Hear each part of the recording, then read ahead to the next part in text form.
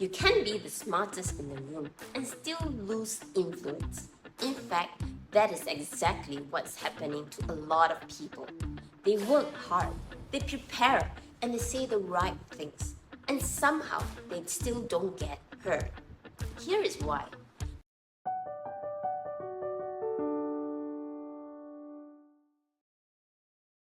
More than 2,500 years ago, China was not one country. It was divided into competing states, constantly at war. Survival didn't depend on who was the strongest.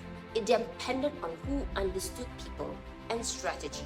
And there was a military strategist named Sun Tzu. He believed in something very different. Winning is not about fighting harder. It's about controlling the situation before the fight even begins. And there is a famous story that shows exactly how he thought. The king of Wu wanted to test him, so he gave him an unusual task.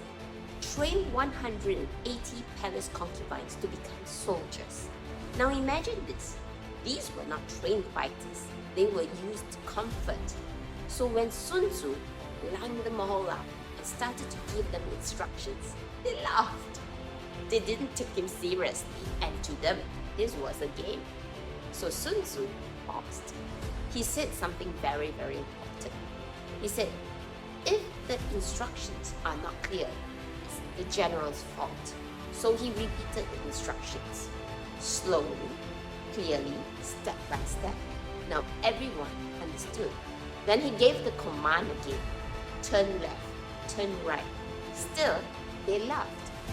They didn't move properly. And why? Because nothing has changed.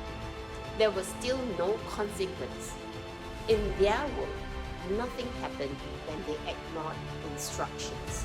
So they continued to ignore. Now Sun Tzu changed one thing. He said, if the instructions are clear and not followed, it is the officer's fault.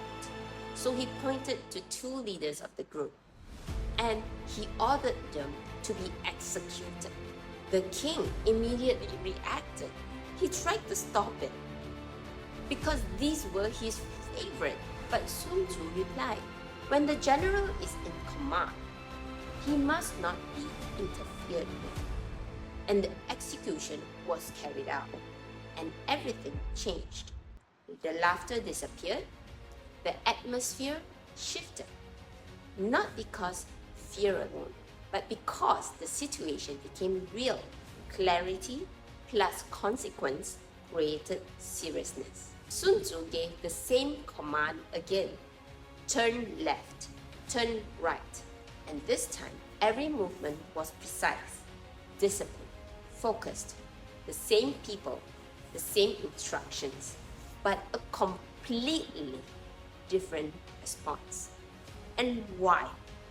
Because perception changed.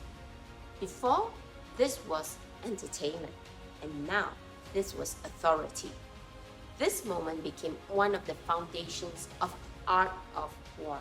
People don't follow words, they follow clarity, consistency, and consequences. Now fast forward 1968, the Vietnam War. The United States had more than 500,000 troops, superior weapons, air power, technology. Every report said that progress was being made. The message was simple. We are winning. And then came the Tet Offensive. During Lunar New Year, when a ceasefire was expected, Tet were launched across more than 100 cities. Even the US Embassy was hit militarily. The attacks were pushed back, but something more powerful changed. For the first time, people saw a different reality on television. Cities were under attack, chaos in places that were supposed to be secure. And a question spread. If this can happen, are we really winning?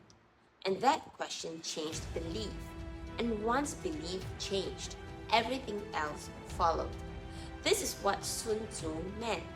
All warfare is based on perception. Now bring this into your world. The first principle, know your audience. You walk into a meeting and you explain everything step by step, because to you, detail shows effort. But your boss is not listening to understand. They are listening to decide. So they interrupt. Just give me the summary. But you didn't lose because your idea was weak. You lost because you didn't align with how they think. So apply the principle. Here's the headline. This reduces cost by 15%. Or we can deliver in 2 weeks. And one key risk here is supplier delay. We have the backup. Now bring this into your world. The first principle, you need to know your audience.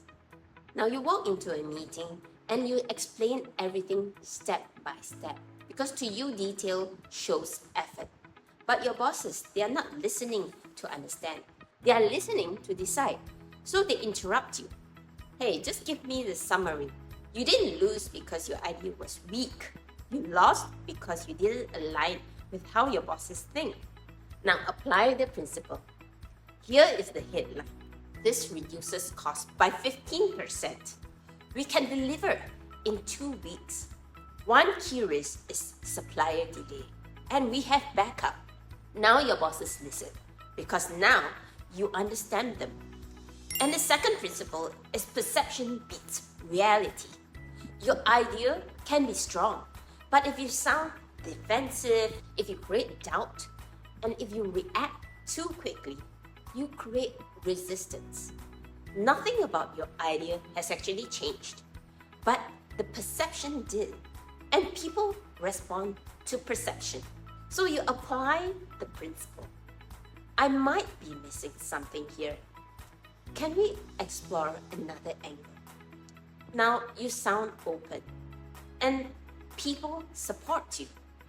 Now the third principle is choose your battles. Not every challenge needs a reaction. If you respond to everything, you look reactive, not strategic. Apply the principle. That's a fair point. Let me review and come back. Now you look in control. And the fourth principle is be adaptable. If something doesn't work, don't push harder. Change the approach, shorten the message, use a different tone, maybe a better timing. And that is how influence works. Let me close with this. Steve Jobs returned to Apple in 1997. The company was struggling. There were too many products, no clear direction, and most leaders, they would do more. But Jobs was different. He did less. He cut, he simplified, and he focused. And this changed perception. Apple became clear, bold, and different. And that changed everything across history, from Sun Tzu to Vietnam to a modern business. The winner is not the strongest, not the loudest, and not even the smartest. The winner is one who understood people better. So the next time you walk into a meeting, don't ask this question, what should I say? Ask yourself, what will make this land? Because the goal is not to fight harder, it's to win without fighting. And if this made you think differently, subscribe to Jules Tea Talk. Because here, we don't just talk about communication. We talk about how the real game is played. If you'd like to learn more about communication in leadership, do subscribe to my communication course. I have put down the link below. I'll see you in my next video. Bye-bye.